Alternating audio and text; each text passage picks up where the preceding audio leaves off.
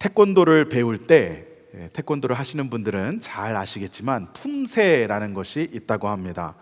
품새라고 할 때에 이 품은 동작을 의미하는 단어고 새는 모양새를 나타내는 의미라고 합니다. 그래서 품새라고 하면 공격과 방어의 기술을 형식, 모양에 맞춰서 쭉 연달아서 이어놓은 동작이다라고 합니다. 이렇게 만들어서 연습을 하는 이유는 무엇이냐면 딱 옆에 선생이 있어서 이렇게 해보십시오, 저렇게 해보십시오, 그 다음은 이 동작을 하십시오, 이렇게 알려주지 않아도, 이렇게 안내를 하지 않아도 기본적으로 이 품새에서 정해진 동작들을 쭉 해나가면은 그냥 자연스럽게 수련을 할 수 있도록 만들어 놓은 것이라고 합니다. 이것이 바로 태권도의 품새라는 것이죠. 어떤 상대와 직접적으로 만나서 겨루음을 하지 않는다고 하더라도, 아무런 선생이 없더라도 자기 혼자 본인의 의지만 있으면 본인이 딱 자세를 잡고 연습을 하면서 실력을 키울 수 있는 그러한 교육 과정입니다. 이 품새가 중요한 것은 바른 품새를 갖춘다라고 한다면 그 사람의 실력은 실제로 실전에서도 크게 다르지 않기 때문이라고 합니다. 왜냐하면 이 품새는 기본적인 자세를 잘 갖출 수 있도록 도와주는 건데, 기본적인 자세가 잘 되어 있다면 어떠한 공격이 들어와도 잘 막아낼 수 있고, 또 잘 막아내고 자세를 잘 갖추고 있다 보면 기회가 생겼을 때 또 적절한 공격을 잘 할 수 있기 때문이라고 합니다. 우리 믿음에도 품새와 같은 것이 있을까요? 우리가 믿음 생활하면서 때로는 좋을 때도 있고 때로는 축 처질 때도 있고 이렇게 업앤다운이 있지만, 그럼에도 불구하고 우리가 절대로 흔들리면 안 되는, 절대로 우리가 헷갈리거나 놓을 수 없는 기본적인 자세가 있다면 그것을 두고 아마 믿음의 품새다라고 이렇게 이야기할 수 있을 것 같습니다. 믿음의 품새가 있다면 그것은 무엇일까요? 우리의 믿음 중에 가장 기본적인 것, 가장 우리가 지켜야 하는 것, 그것이 있다면 그것은 무엇일까요?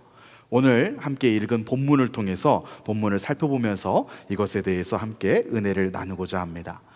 오늘 우리가 함께 읽은 본문은 아주 유명한 내용입니다.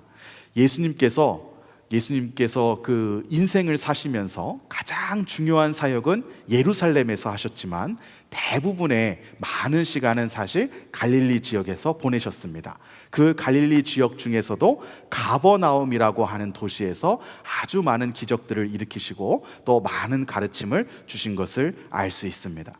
마가복음 1장에 보면 예수님께서 이미 가버나움에 가서 많은 가르침을 주시고 또 기적을 행하신 일이 기록되어 있습니다. 그리고 오늘 우리가 읽은 마가복음 2장으로 넘어옵니다. 예수님께서 마가복음 1장에서 가버나움에서 일으키셨던 기적, 그리고 주셨던 가르침들이 아마 많은 사람들을 놀랍게 했던 것 같습니다. 그래서 예수님께서 특별히 전파하러 다니지 않으셨음에도 불구하고 많은 사람들이 예수님의 이야기를 듣고서 관심을 가졌던 것 같습니다. 그래서 예수님께서 가버나움 외에 다른 지역에도 가셔서 가르치시고 그런 일들을 행하십니다. 그리고 마가복음 2장이 딱 시작하면 예수님께서 다시 가버나움에 들어와서 한 집에 머물러 계십니다. 이때 예수님에 대한 소문을 많은 사람들이 듣고서 이제 예수님을 다시 한번 만나고자 많은 사람들이 예수님 앞에 나아옵니다. 바로 이 상황에서 중풍병자를 맨 4명의 사람들이 예수님 앞에 다가갑니다. 그런데 사람들이 다 막고 있으니까 이 사람들이 어떻게 합니까? 잘 아시다시피 지붕을 뜯어내고 그 중풍병자를 위에서 내리다르는 이런 이야기를 우리가 볼 수 있습니다. 이 이야기를 통해서 우리가 가져야 되는 믿음, 우리 믿음의 가장 기본적인 것, 믿음의 품새는 무엇일까? 이런 것들을 함께 살펴보면서 은혜를 나누고자 합니다. 우리는 어떠한 믿음을 가져야 할까요? 이 본문은 오늘 우리에게 우리가 잊어버리면 안 되는, 우리가 절대 흔들려서는 안 되는 믿음의 품새가 무엇이라고 우리에게 이야기하고 있을까요? 첫 번째는 그것이 바로 무엇이냐면 소망을 품는 믿음을 가져야 한다라는 것입니다. 소망을 품는 믿음을 가져야 한다라는 것이죠. 예수님에 대한 소문이 온 지역에 퍼져서 많은 사람들이 예수님을 만나고자 찾아왔습니다. 당시의 지배 구조는 그렇게 큰 구조가 아니었습니다.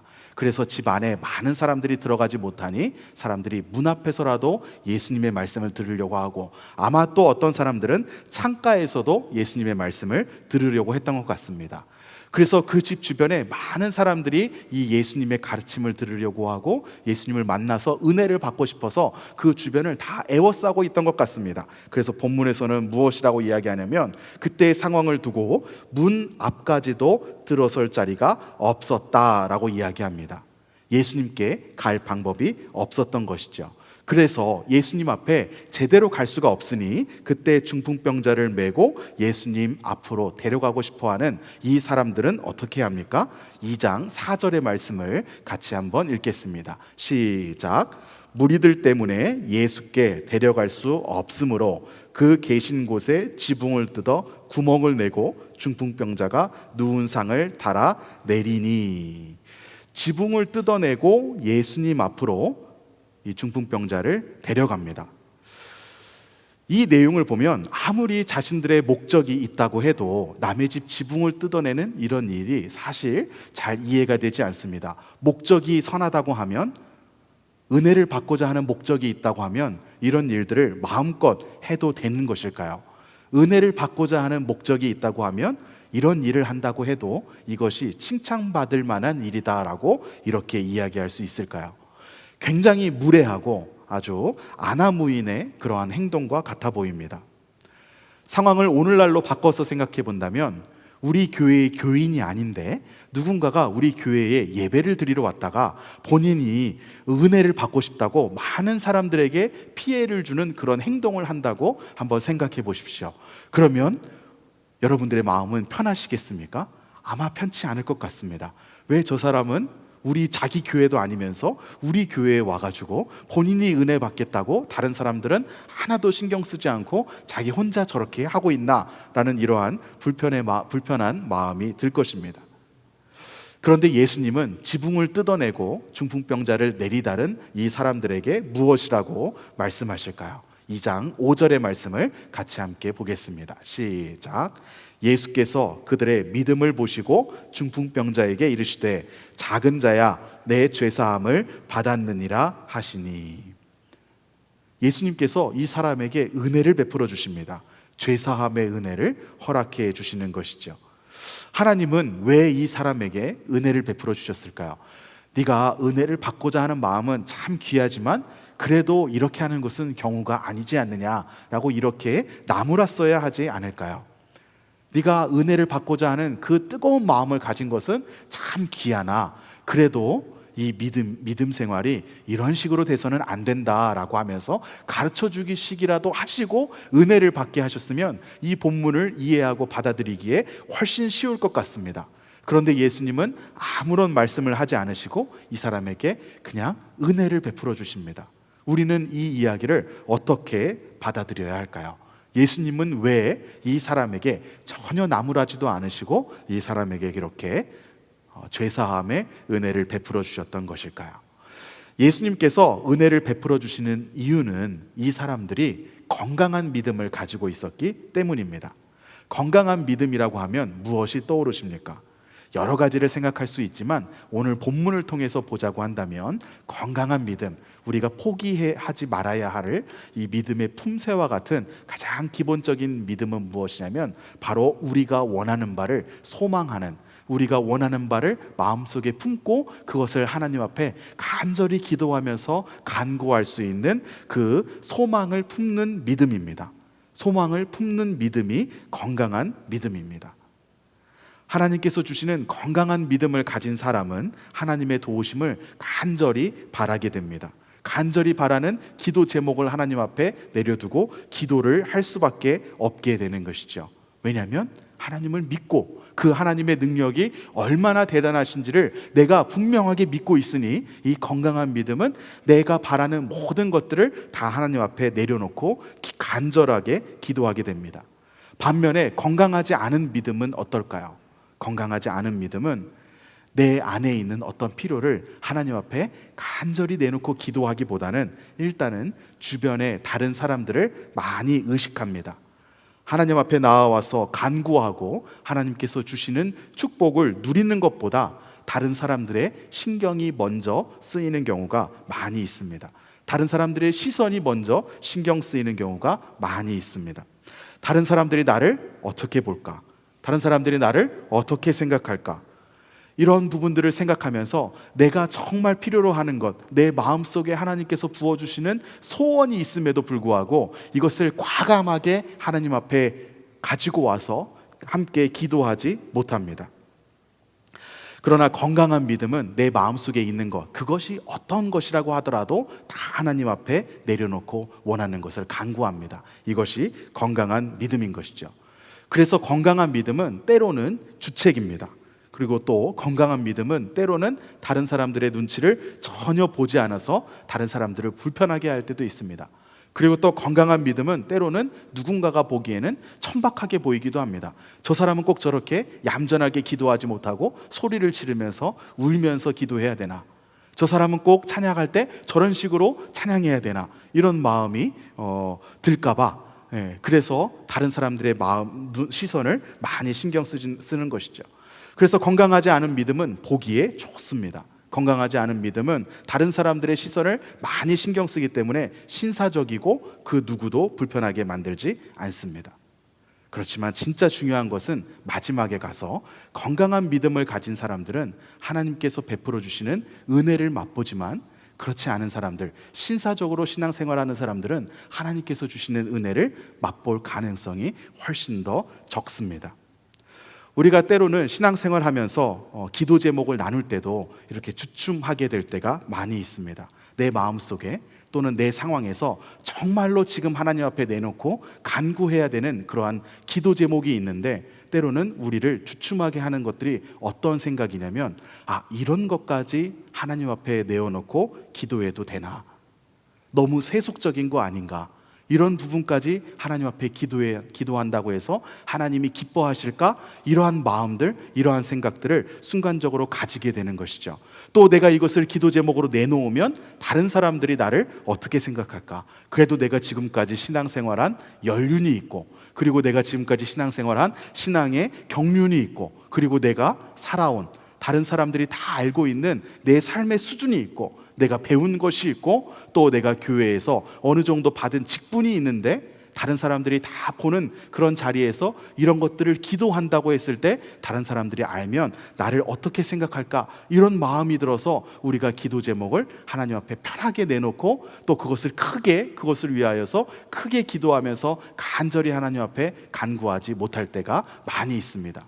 그런데 오늘 본문을 통해서 보면 하나님께서는 그런 부분들을 따지시기보다 먼저 우리 마음속에 있는 소원, 우리가 소망하는 것을 어떠한 문제가 앞에 있더라도, 어떠한 그것을 막아서고 다른 생각을 하게 하는 것들이 있더라도 그것을 넘어서서 하나님 앞에 내놓고 그 소원을 가지고 하나님 앞에 나아가기를 원하십니다. 하나님께서 우리에게 원하시는 것은 세속적인 욕심을 위해서도 기도하기를 원하십니다. 하나님께서 우리에게 원하시는 것은 고상한 그러한 신앙이 아니라 자녀의 세상적인 성공을 위해서도 기도하기 원하십니다. 그렇게라도 기도하고 하나님 앞에 간절하게 엎드려져서 기도하는 것이 내가 한 단계 더 높은 고상한 신앙생활을 하기 위해서 아무것도 구하지 않는 것보다 훨씬 더 하나님께서 기뻐하시는 신앙입니다. 이 중풍병자를 맨 친구들이 예수님 앞에 나아올 때 이들이 기대했던 것은 무엇이었을까요? 이들이 기대했던 것은 고상한 신앙의 수준이었을까요? 다른 사람들이 볼 때 저 사람의 믿음은 정말로 건강한 믿음이다. 저 사람은 정말로 아주 신사적으로 예수님을 잘 믿는구나. 정말 귀한 믿음이다라고 이렇게 박수를 쳐줄 만한 그러한 믿음을 달라고 하기 위해서 예수님 앞에 나아왔을까요? 아니었습니다. 이 사람들이 기대했던 것은 딱 한 가지밖에 없었습니다. 무엇입니까? 이 사람의 병을 고쳐주는 것이었어요. 그 병상에 누워있는 사람도 다른 은혜, 죄사함의 은혜는 전혀 기대도 하지 못하고 그냥 본인의 몸이 낫기를 원했습니다. 그리고 이 중풍병자를 메고서 예수님 앞에 나온 사람들도 다른 것을 어떠한 수준이 높은 신앙의 수준을 위해서 간구하는 마음이 없었습니다. 그저 이 사람의 육체적인 병이 낫기를 위해서 나왔습니다. 그것을 가지고서 나아왔을 때, 어쨌든 그것을 가지고서 예수님 앞에 나아왔을 때 예수님께서 어떻게 해주십니까? 이 사람들이 미처 생각하지 못했던 그 높은 신앙의 수준의 은혜, 바로 죄사함의 은혜를 허락해 주시는 것을 볼 수 있습니다. 우리가 이 중풍병자와 같은 믿음을 가지시기를 축복합니다. 우리가 때로는 하나님 앞에 이런 것까지 구해도 되나? 이것을 구하기는 너무 민망하다. 내가 이것을 가지고서 기도하는 것을 다른 사람들이 알면 나를 무엇이라고 생각할까? 내 신앙에 대해서 어떻게 생각할까? 이러한 부담이 느껴질 수 있는 것도 있을 수 있습니다. 그러나 우리가 다른 사람들은 아무것도 신경 쓰지 않고 예수님 앞에 나아가는 것, 그것에만 관심을 가지고 우리가 기도하는 모든 것들, 누가 보기에는 세속적이라고 보이고 누가 보기에는 너무 낮은 신앙의 수준에서 그럴 때에 구하는 것이라고 보일 수 있는 것들도 다른 사람들의 시선, 생각 하나도 신경 쓰지 않고 하나님 앞에 구하는 그러한 믿음을 가지시기를 주님의 이름으로 축복합니다. 우리 마음속에 있는 소원들, 세속적인 것들이든 자녀의 세상적인 성공을 위한 것들이든 그런 것들을 가지고서 다 기도할 때 그것이 하나님께서 기뻐하시지 않으시는 것이라면 하나님께서 우리로 하여금 그러한 기도 제목들을 내려놓게 만드실 것이고, 또 우리가 그것을 위하여서 하나님 앞에 나와서 간절히 기도하는 중에 하나님께서 우리를 만나 주시면서 우리가 가지고서 기도했던 그 기도 제목보다 더 큰 은혜를 우리에게 부어 주실 줄로 믿습니다. 이 중풍병자와 중풍병자를 맨 친구들은 예수님 앞에 나올 때 그저 병고침의 기적만을 바라보고 예수님께서 그런 은혜를 베풀어 주시기를 원하며 나아왔지만 예수님은 이들에게 죄 사함을 받는 그러한 은혜를 허락하여 주십니다. 육체적인 병이 낫는 것을 넘어서 내세의 영원한 생명까지 약속해 주신 것이죠. 하나님 앞에서 우리도 우리의 소망을 품고 기도할 때 우리의 소망 이상의 것을 하나님께서 부어주실 줄로 믿습니다. 지금 당장 우리의 눈앞에 필요를 위해서 우리가 기도한다고 하더라도 하나님은 우리가 미처 기도하지 않는 것까지도 다 바라고 우리에게 베풀어 주실 줄로 믿습니다. 이러한 믿음을 가지고서 하나님 앞에 간구하는, 소망을 품고 간구하는 믿음 생활하기를 주님의 이름으로 축복합니다. 우리 함께 이 찬양을 함께 하면서 하나님 앞에 우리의 마음을 올려드렸으면 좋겠습니다. 나의 가는 길 주님 인도하시네입니다. 우리가 세속적인 그러한 기도 제목을 가지고 세속적인 그러한 지금 당장의 우리의 필요를 위해서 그것을 위해서 기도하면서 하나님 앞에 나아간다고 하더라도, 그러한 그 정도 수준의 소망만 품는다고 하더라도 그러한 소망을 품고 기도하는 중에도 하나님은 우리의 길을 가장 선한 길로 인도하여 주실 줄로 믿습니다. 오늘 내 앞에 내 삶의 당장의 필요만을 위해서 기도하는 것이 때로는 부끄러워 보이기도 하고 때로는 하나님께서 이것을 기뻐하지 않으시는 것처럼 보인다고 할지라도 그 기도의 과정 중에 우리가 그것을 하나님 앞에 간절히 구하는 중에 하나님께서 우리의 길을 가장 선한 길로 인도해 주실 줄로 믿습니다. 우리 이 마음을 가지고 하나님 앞에 올려드리면서 이 찬양으로 고백하시겠습니다.